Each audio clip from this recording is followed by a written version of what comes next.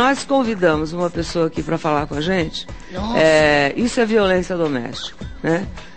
Para a gente entender melhor isso, um pediatra que é, inclusive, editor do site Observatório da Infância, ex-chefe do Serviço de Pediatria do Hospital Municipal Souza Aguiar, foi idealizador e fundador da Associação Brasileira Multiprofissional de Proteção à Infância e à Adolescência e é presidente da Comissão da Criança, da Mulher e do Idoso da Assembleia. É Lauro Monteiro. Bom dia, Lauro. Bem-vindo. Muito obrigada por ter vindo, viu? Obrigado. Vamos sentar aqui, Lauro. Antes da gente começar a conversar a respeito, senta pertinho de mim aqui, que nós vamos ter outros convidados. Antes da gente começar a conversar a respeito dessa experiência, quantos anos você é pediatra?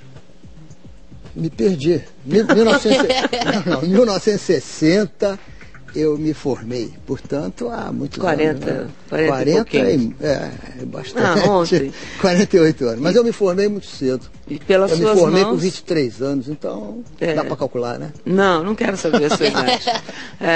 E pelas suas mãos passaram crianças das mais variadas formas de violência, que você inclusive me forneceu algumas fotos que fazem parte do seu arquivo.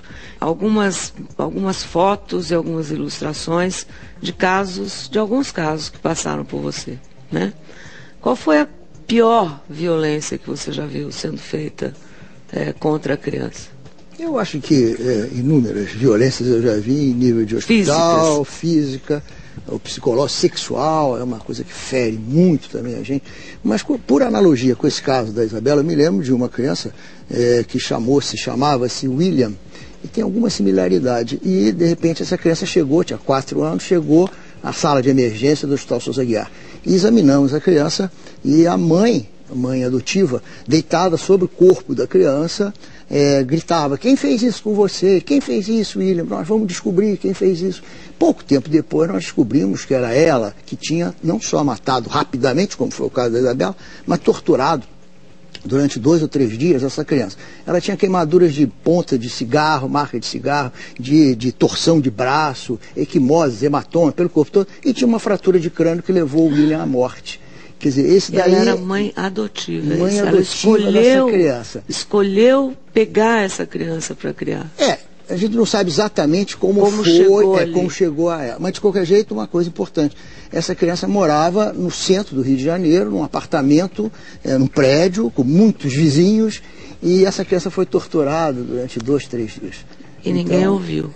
Ouviram e não fizeram nada, seguramente. Como esse caso da agora, para pai. Imagine só.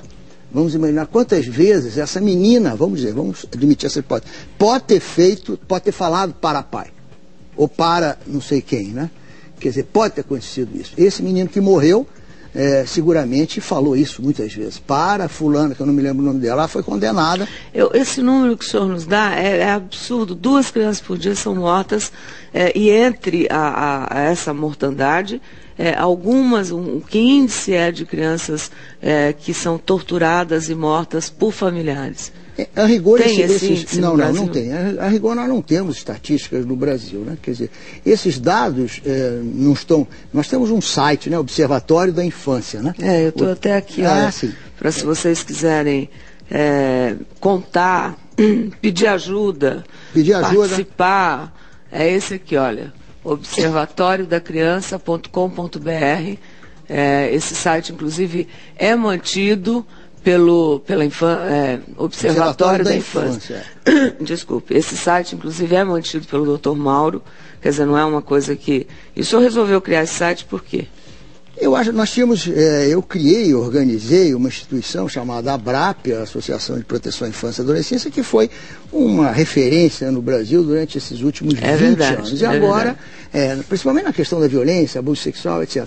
Só que foi decidido terminar com a ABRAP. Então, todos os dados que nós tínhamos, a experiência de nós todos, eu coloquei nesse site. Então, esse site inclusive hoje, essas fotos que o senhor me trouxe estão no site. Que são de crianças que foram maltratadas por quem, basicamente, doutor? Basicamente pela família. É impressionante. A gente não vai mostrar tudo, porque nós ficamos muito chocados quando vimos.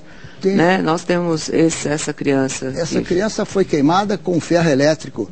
O pai que fez isso daí, essa marca triangular é clássica, lembra muito a ponta do ferro e a base lá em cima. Meu né? Deus. É lógico que esse pai era motorista de uma família na Zona Sul do Rio de Janeiro e não confessou. Aliás, é um ponto importante. Não confessou. Não, eles não confessam. Eu nunca recebi uma criança no hospital que a mãe dissesse, olha, meu marido fez isso, meu namorado fez isso, ou eu fiz isso. Não, a mentira é a tônica. Eu me lembro de uma situação... E essa mão aí, doutor? Essa mão é incrível, esse caso também é muito importante, é uma queimadura em luva, cientificamente tem esse nome. Veja que tem a marca d'água logo acima do punho. Quer dizer, essa mão não pode ter sido colocada por uma criança dentro d'água que a retirou na mesma hora. Ninguém fica mantendo a mão lá dentro. Essa mão foi mantida dentro de água fervendo por alguém. Esse alguém foi a mãe.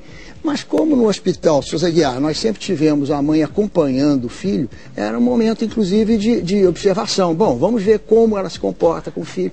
E não houve um sinal, uma evidência de que essa mãe fosse maltratante. É uma criança mas dizia pequena. Que a criança tinha botado a mão dentro da água. E tinha ficado mentira, com a mão. E tinha mantido, quer dizer, são coisas... E a criança? Tão ilógicas. A criança não fala, a criança tem medo, muito medo. Quer dizer, porque se a mãe já foi capaz de fazer uma coisa dessa com ela... Imagina o medo que ela já não tem há muito tempo. Por que ela já não fez mais, né? Acho que tem vários pontos. Primeiro, a família mente. Eu nunca assisti uma família que não mentisse.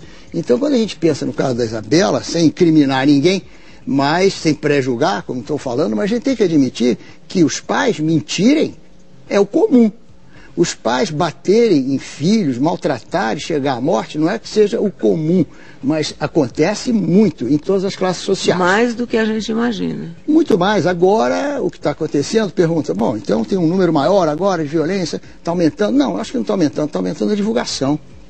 E mais, está aumentando a divulgação dos casos de classe média. Então, essa classe média, a qual nós pertencemos, então, isso daí nos toca mais profundamente. Tem queimadura de cigarro, que é uma coisa que você não consegue entender como é que uma mãe, um pai, olha lá, que faz isso na mão da criança. Aí nós resolvemos ilustrar, para não mostrar a foto, porque é muito chocante, e a criança chega com o pai e com a mãe ali.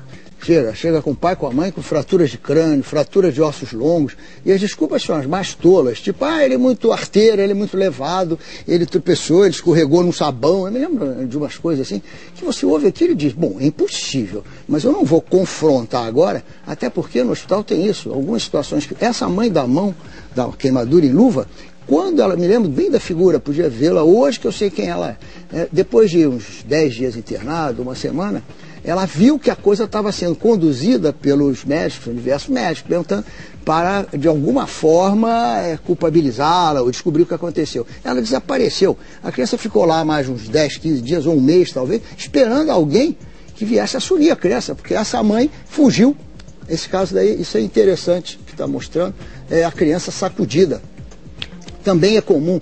Chama-se em inglês, chama Shake Baby Syndrome, síndrome da criança sacudida. Quer dizer, a mãe pega e faz sacode. Assim, e aí pode quebrar aqui Poderia, mas o que mais acontece em crianças de baixa idade, sobretudo até 6, 8, até 1 ano de idade, é que o crânio lá dentro, o cérebro, rompe, né? O cérebro é sacolejado dentro da calota craniana. Então rompe alguns vasos, pode morrer, pode ter lesões sérias, pode inclusive, descreve-se bem casos de cegueira também. Por causa do saculejo. Então, fica tudo aqui, eu acho que... E tem, segundo no caso da Isabela, quer dizer, da Isabela tem testemunhas que dizem que o Alexandre, na festa, no sábado, deu uma bela saculejada. Eu acho que uma criança de 5 anos já não seria vitimizada por uma síndrome. Não, eu acho que não. Isso é criança de baixa idade. Aqueles pais que costumam jogar a criança para o alto e balança, ou então um acesso de raiva por conta do choro.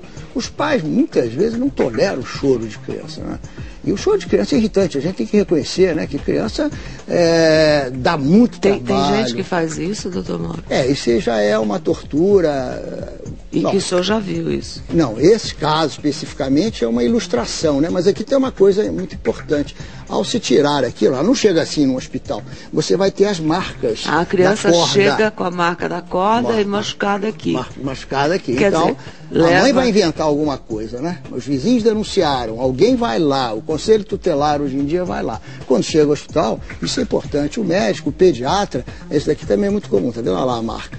Os pediatras têm que saber fazer o diagnóstico e hoje sabe. A Sociedade de Pediatria, a Sociedade Brasileira iniciou há muitos anos, muitos cursos. É porque a criança não vai falar. Não. E tem marcas que não explicam uma lesão que ele não pode ter feito sozinha e a mãe não está denunciando ninguém. A mãe não denuncia. A mãe não denuncia. Nem se foi o pai. Não denuncia. Pelo contrário, protege, mas de uma forma grotesca. Eu não sei, eu saí, quando eu voltei, a criança tinha caído no chão e caiu entre uma fratura de crânio que a gente sabe que não pode ter sido produzida por cair de 20 centímetros de altura. Você sabe que a gente fica chocado. Nós saímos pra rua aí para saber por que esse caso da Isabela está provocando tanta comoção pública, né? São mães, avós, nós todos, né? A gente não consegue compreender o que leva um ser humano a um ato monstruoso contra uma folhinha, uma florzinha, né? E essa reportagem é de Vinícius Dono. Eu tenho uma neta de 1 ano e 8 meses, isso aí me comove, eu choro. Eu vejo aquela menina na minha frente, não conheci, mas eu vejo ela, quando eu pego a minha neta, é triste. A gente fica se perguntando por quê. Essa daqui mesmo ela fala. Meu pai dela não gostava dela. Ela pergunta, ela tem 5 anos. O que eu acho explica um pouco o choque é que poderia ser com a família, nossos vizinhos. Mas poderia ser com a nossa própria família. Seja lá quem for o culpado, né, por esse crime, ele tem que pagar esse crime e tem que cumprir essa pena de acordo com a lei. É importante a gente buscar o justo, né? E o justo tem que ser dado pela medida da lei. É uma criança inocente, né? Esse mundo está perdido. Não respeita mais a vida. O que há neste caso que o difere de tantos outros igualmente brutais? De inúmeras histórias de violência contra pessoas também indefesas. E de outros casos policiais em que os suspeitos são os próprios parentes da vítima. Diante dessas imagens, muita gente se pergunta o que explica tamanho interesse do público? O que faz deste crime um caso de comoção nacional? A notícia pode repetir, quanto mais repete, vai aumentando cada vez mais o interesse. Vontade de ver de perto, ver e querer entender, e a gente fica realmente sem resposta para si mesmo.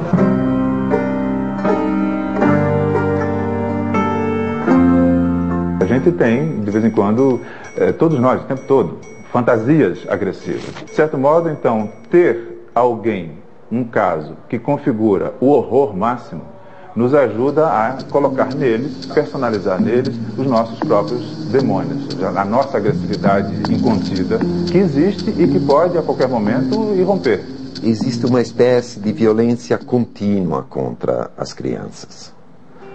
E que, de vez em quando, um caso se torna representativo de nossa revolta contra isso. E, de repente, numa situação como essa, explode. Eu sou mãe, né? Meu filho caçula tem 35 anos, né? Mas eu acho que é inexplicável o que aconteceu com essa criança. Como a gente não consegue entender, nós resolvemos convidar um amigo nosso, que hoje faz parte do meu time, Dr. Flávio Gicovati, que já atendeu mais de 8.000 pacientes. Bom dia, Flávio. Bom dia, tudo Primeiro, bem? muito obrigada e muito bem-vindo, viu? Por favor. Por favor. Vamos entrar. Sente onde você se sentir melhor. Doutor Mauro, você já conheceu lá fora? Já conheci, já. Eu já conheci e apreciei muito as observações dele, apesar de absolutamente chocantes. É curioso essa coisa que alguém falou ali também, não é, Ana? Que quanto mais a gente se vê, mais a gente se surpreende. A última vez que aconteceu isso foi quando, em 11 de setembro, aqueles aviões caíram em cima das torres gêmeas. A gente ficou vendo aquilo entender, né? uma vez atrás da outra e ficava bobalhado. É porque cada não vez, entende, né? Flávio? Você que lida com a alma e com a mente humana. Acho que é porque não entende de jeito nenhum. Eu acho que a falta de entendimento deixa a gente perplexo e cada vez que vê se surpreende tudo de novo. Você já teve contato com algum paciente que chegou a revelar para você essa dor, porque a pessoa deve ficar com uma dor dentro infinda, né, de ter maltratado uma criança e que chegou enfim, se cuidar com você, cuidar da alma e da... Ana, as pessoas que cometem esse tipo de ação, a este ponto, não são o tipo que sente dor, não são os que têm sentimento de culpa para valer. Infelizmente, uma boa metade da humanidade não sente culpa. Ao contrário do que a gente supõe que o tal do superego, a censura moral interna existe em todo mundo, antes fosse isso verdade, não é? A verdade é que uma boa metade das pessoas não sente isso. Então, as pessoas mais imaturas, que são aquelas mais estouradas, mais agressivas, mais descontroladas, porque a imaturidade se caracteriza por isso, quer dizer, o indivíduo não tem controle sobre as suas emoções. As emoções todos temos. Esta coisa que nós todos temos, um monstro dentro da gente, não é uma visão correta, na minha opinião. Eu acho que nós temos emoções. Então nós temos inveja, nós temos ciúme, nós ficamos irados quando contrariados. Isso todo mundo tem, mas não acho que é um monstro isso aí. Isso são as emoções humanas naturais.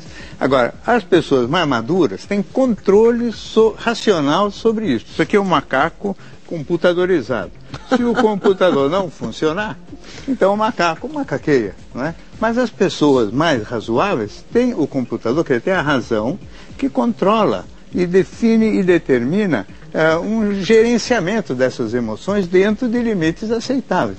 Então eu sinto ciúme, eventualmente, de uma criança que seja filha da minha mulher e não minha, não é? Mas é um ciúme que não vai me levar a nenhum comportamento agressivo.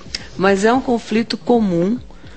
Eu sei que você está fugindo de respostas diretas com relação aos seus trabalhos e casos, e é muito natural que você faça isso, mas é comum pessoas casadas e que têm filhos do primeiro casamento do marido ou da mulher terem ciúme dessa relação. Quer dizer, uma reação comum do ser humano. Comum, é normal, acho aceitável. O problema é o tipo de controle que você tem sobre a emoção. Pessoas mais maduras mantêm as emoções, é comum ter inveja também, é comum ter raiva quando contrariado, quando agredido.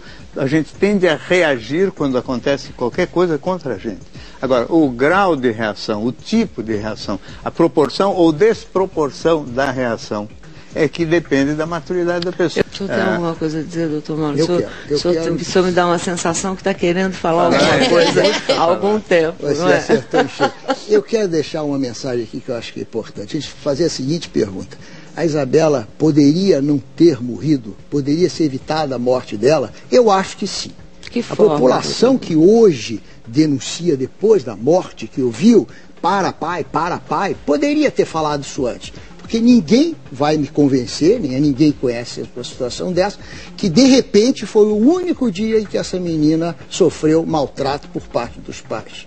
Isso é impossível, isso é progressivo, já há histórico de maus tratos, denúncias na polícia. Mas, senhor, veja, nem a mãe, eu conversei com a Ana Carolina Oliveira, e ela disse que o filho, e declarou isso em outras entrevistas, que a filha de vez em quando chegava em casa arroxeada, machucada, e que a filha dizia que tinha sido o irmão que tinha feito.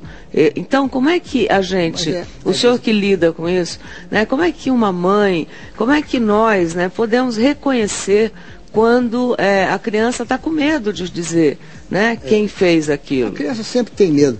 Eu gosto dessa situação num hospital lá de Fortaleza, que eu estava fazendo uma palestra, e a diretora do hospital, depois da palestra, falou: olha, doutor Lauro, nós somos um hospital altamente desconfiado. Ou seja, por aqui não passa crianças que foram maltratadas que nós não reconheçamos o maltrato. Seja de um beliscão, seja de uma torção do braço. Agora, as pessoas primeiro têm que ser informadas, primeiro, que pais praticam violência em qualquer classe social, em qualquer extrato econômico contra os filhos. Segundo, as marcas, geralmente do maltrato físico, são evidentes.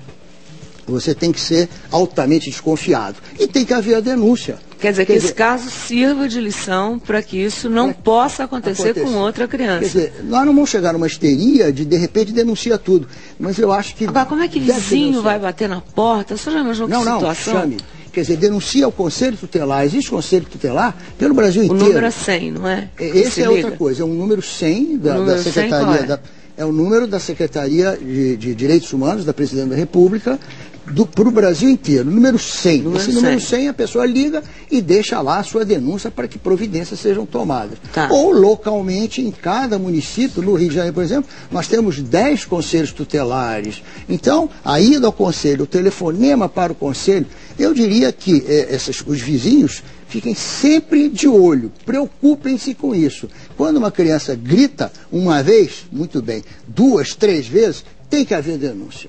Tem que haver denúncia. Então, o que eu penso também é o seguinte, confirmando e completando o que o Lauro disse, que junto com a violência física existe violência psicológica também. Lógico. Então a criança é intimidada, ela é ameaçada. Se você contar para a sua mãe, né? Aqui provavelmente uma das razões, se foi realmente o casal que fez o que fez... Mas ela era uma menina feliz, você vê que controvérsia. Mas isso não há dúvida, não porque a criança ela sabe gerenciar isso aqui. Menina madura, como já também alguém declarou, inteligente, sabe muito bem gerenciar essa situação toda. Provavelmente gostava muito de brincar com os irmãozinhos, achava graça em tudo isso, mas certamente sofria intimidações ali e aceitava aquilo por força de não querer ela mesma contribuir para um conflito maior. E sobrevivência? E sobrevivência, porque eles são muito mais...